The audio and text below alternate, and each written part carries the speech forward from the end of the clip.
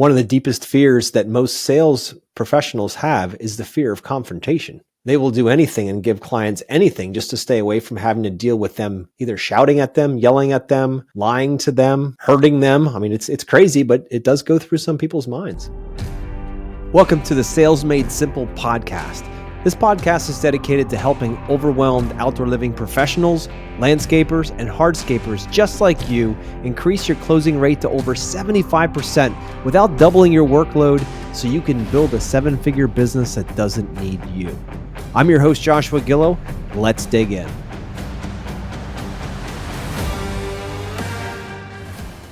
Last week, we had David Esch from Luxscapes Unlimited on the show, and he was talking about his sales process that he's incorporated into his business now. He's been in business only a year, and he's already thinking way further ahead. And his growth, over $600,000 in revenue in less than a year, is a great testament to that. I know a lot of guys that start out in the first year, they're lucky they crack $200,000, $300,000. So by focusing on having a good sales system in place has definitely empowered him to be able to take his business to the next level so much quicker than having to sit out there in the street and slug it out every day trying to figure it out. So huge props for that. Thank you, David, for coming on. One thing that did come up during the call that I wanted to dive a little deeper into was the objections. That's the challenge that he had with his sales system was getting objections and how he's managing them.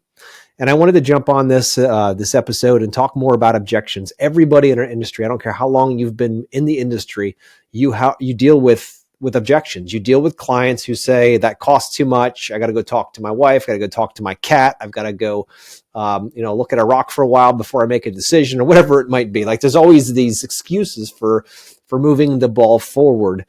And when it comes to objections are something that I've learned over the years. Objections are not something that just magically appear in the middle of a sales experience for your client or for you. They're not something that just pop out of the blue. These are things that fester over time. And if you don't, in your sales process, in your communication process with your client, if you're not actively engaging those issues ahead of time, proactively even before they become issues, then you're missing a massive opportunity to help streamline the way you communicate to your clients. Here's what I mean by that. If you go out and talk to your clients and as soon as you pick up the phone, you get a couple of pieces of information for what they want, and then you head out on Tuesday afternoon to meet with them and you sit down and talk what they want, what they're looking to do in their backyard, walk around and say you'll get them a quote or a design, whatever your next steps would be. There are massive gaps in the expectations of you versus them, massive gaps. And here's what I mean by that. If you simply do a simple onboarding conversation discovery process and go straight out to site, the problem is that you've never really built deep rapport with your clients. When you're going out and you're meeting with them and you're like, okay, great, this seems pretty simple. They don't have a lot of questions. This is going to be easy. Every human has very similar pattern of questions. Some have more, some have less, but there are certain key questions that are deep in their souls that we must answer, either directly or indirectly, in order to keep the ball moving forward and to keep those festering objections at bay.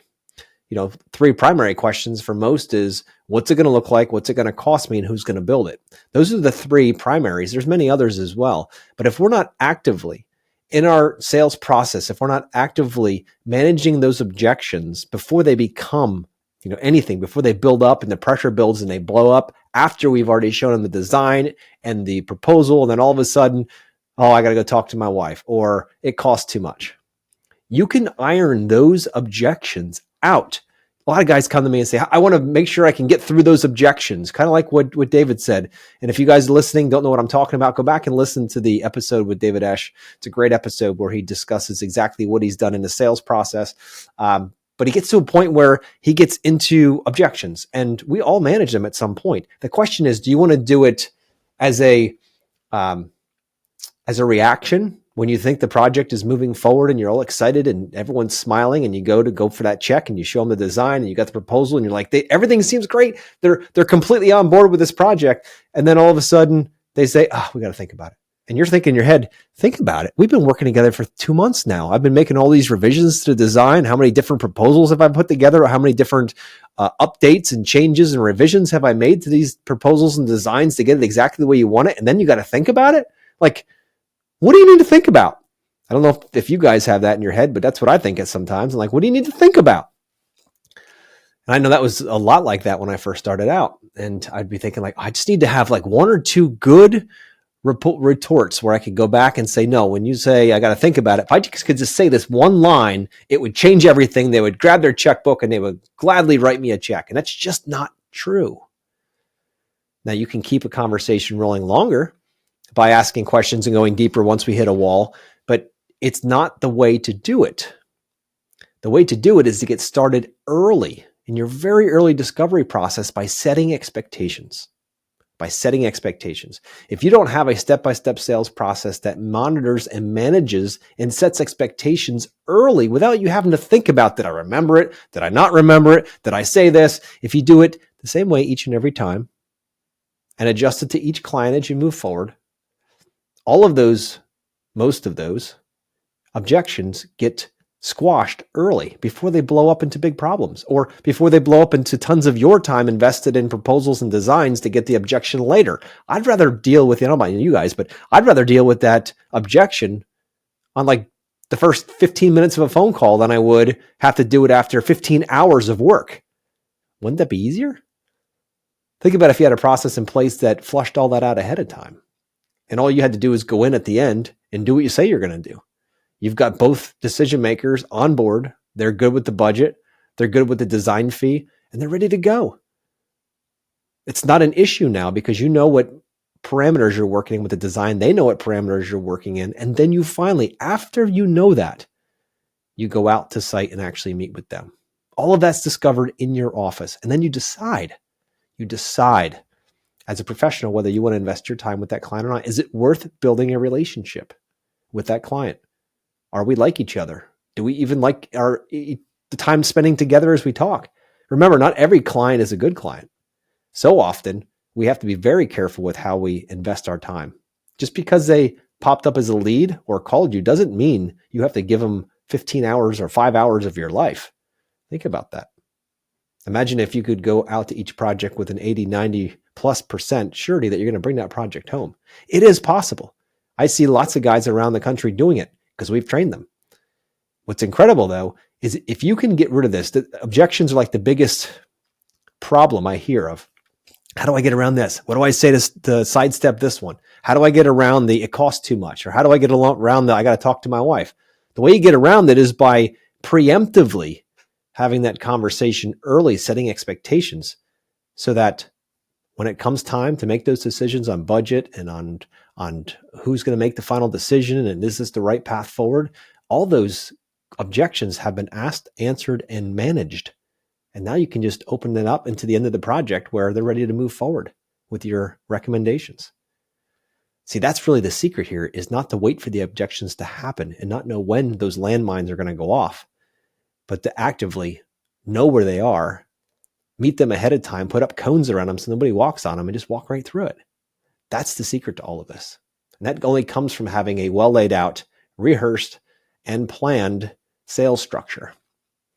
Now, another thing that David also mentioned in the podcast was about this.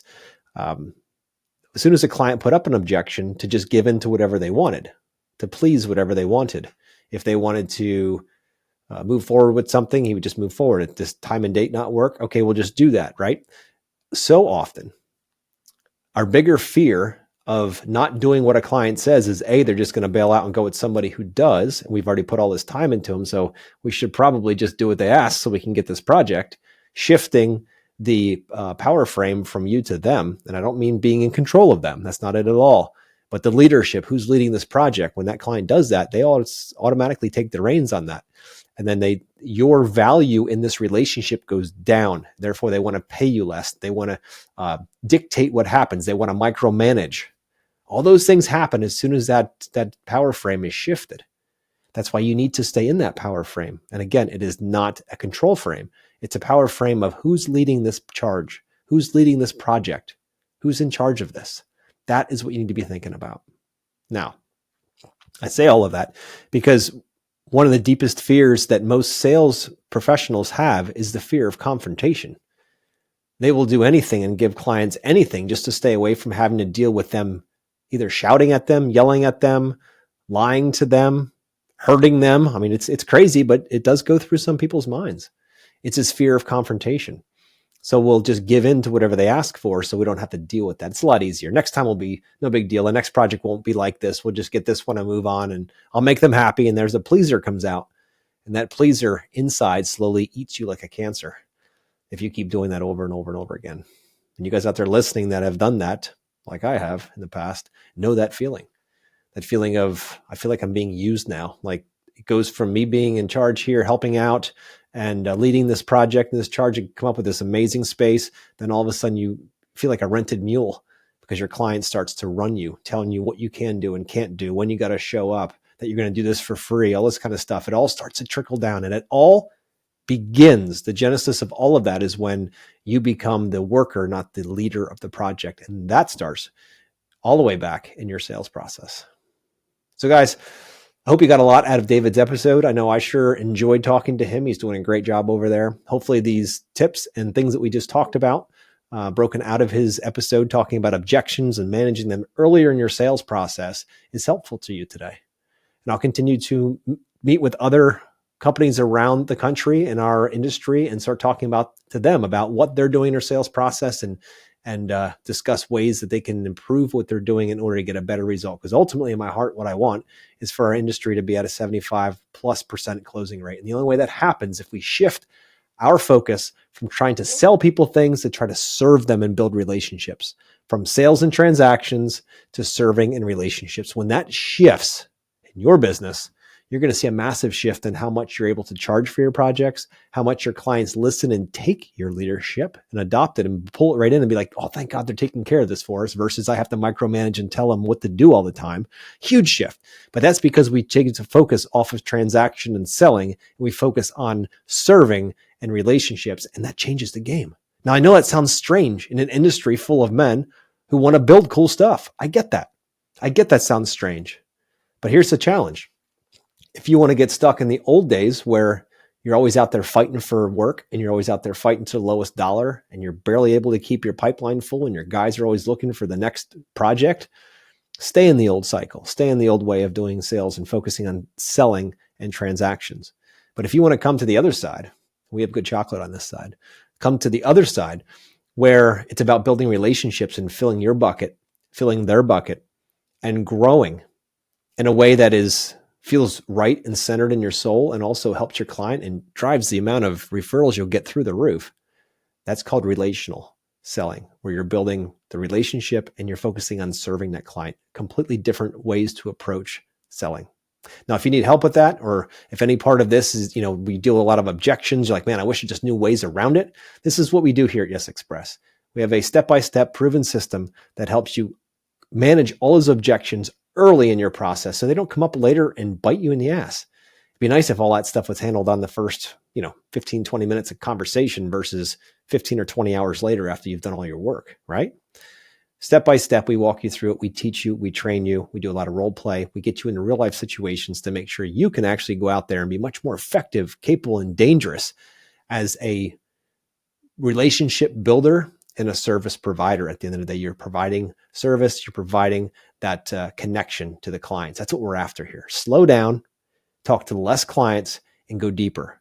That's the secret to growth, believe it or not, seeing less people. And I know that sounds the opposite of what everybody tells you, but if you slow it down and go deeper with each client, have a step-by-step process that you can be confident in, knowing that you're going to move forward.